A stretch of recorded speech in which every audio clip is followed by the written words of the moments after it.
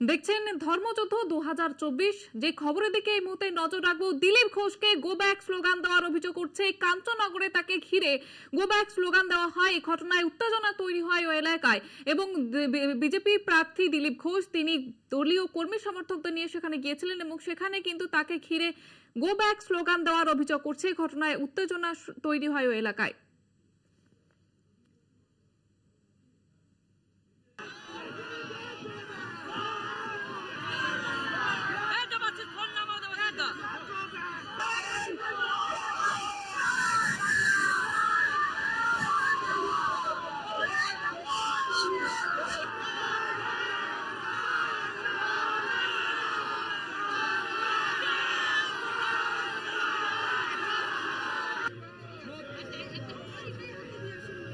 আপনারা দেখতে পাচ্ছেন সেই ছবি, দিলীপ ঘোষকে ঘিরে গো ব্যাক স্লোগান, পাল্টা ফুল ছোড়েন দিলীপ ঘোষ।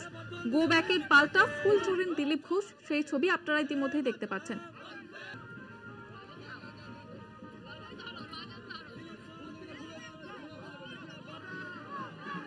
এ বিষয়ে আরো বিস্তারিত জানবো, প্রতিনিধি আমজাদ আলী রয়েছে আমাদের সঙ্গে টেলিফোন লাইনে। কি অভিযোগ করছে দিলীপ ঘোষ, কি অভিযোগ তুলছেন তিনি? একেবারে জড়িত তোমায় জানিয়ে রাখি যে এত তীব্র দাবদাহ, তার মধ্যে গরমের উপর গরম এক প্রকার বলা যায় যে আজকে দিলীপ ঘোষ যেভাবে প্রচারে বেরিয়েছিলেন বর্ধমানের কাঞ্চননগর রথতলা এলাকায় এবং উদয়পল্লী এলাকায়, তাতে করে আমরা দেখতে পেলাম তৃণমূল কর্মীরা একটা জায়গায় দাঁড়িয়েছিলেন এবং যখন র্যালিটা যায় তখন তাকে দেখে, দিলীপ ঘোষকে দেখে গো ব্যাক স্লোগান দেয় এবং গো ব্যাক স্লোগানের পাশাপাশি এলাকায় উত্তেজনা সৃষ্টি হয়। তারপরে দেখি যে বর্ধমান দক্ষিণের বিধায়ক তৃণমূল কংগ্রেসের খোকন দাস তিনি গাড়ি করে যাচ্ছিলেন, ওই গাড়ি দেখে আবার পাল্টা বিজেপির পক্ষ থেকে চোর চোর চোরটা এমন একটা স্লোগান দেয়। তারপরে কিন্তু আমরা দিলীপ বাবুকে জিজ্ঞেস করি যে এই গরমে, তীব্র গরমে এই গরমটা কেন?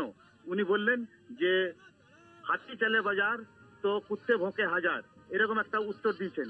সার্বিকভাবে এলাকায় উত্তেজনা রয়েছে এবং যাতে প্রচারটা সাফল্য হয় সেই দিকে থেকে বর্ধমান থানা পুলিশ মোতায়েন করা হয়েছে এবং তারা এগিয়ে নিয়ে যাচ্ছে দিলীপ ঘোষকে। জয়িতা, ধন্যবাদ আমজাদ। আমাদের প্রতিনিধি আমজাদ আলী শেখ ছিলেন আমাদের সঙ্গে টেলিফোন লাইনে। যেমনটা আপনাদের জানাচ্ছিলাম, ভোট প্রচারে দিলীপ ঘোষ, আর সেখানে গিয়ে দিলীপ ঘোষকে ঘিরে গো ব্যাক স্লোগান, পাল্টা ফুল ছোড়েন দিলীপ ঘোষ।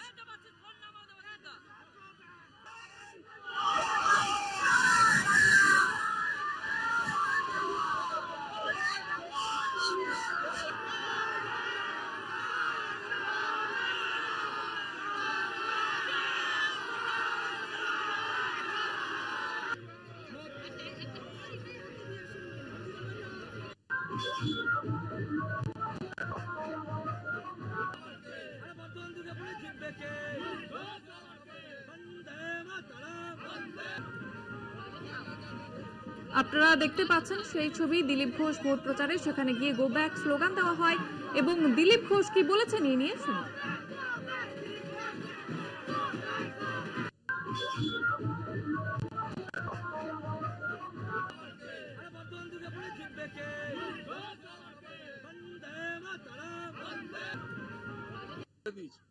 হাতি চলে বাজার তো কুত্তা ভুকে হাজার, তো হাতি চললে কুকুরে চিৎকার করবে, তাই ঘাবড়াবার কিছু কারণ নেই।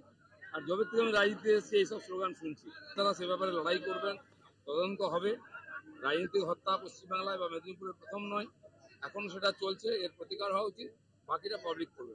কোন এলাকা কিরকম আছে, দিলীপ ঘোষ কঠিন জায়গা দিয়ে সরল কাজ শুরু করে, সেই জন্য মেসেজ দিতে এসেছি যে এলাকা কারণ এখন দিলীপ ঘোষের এলাকা সব।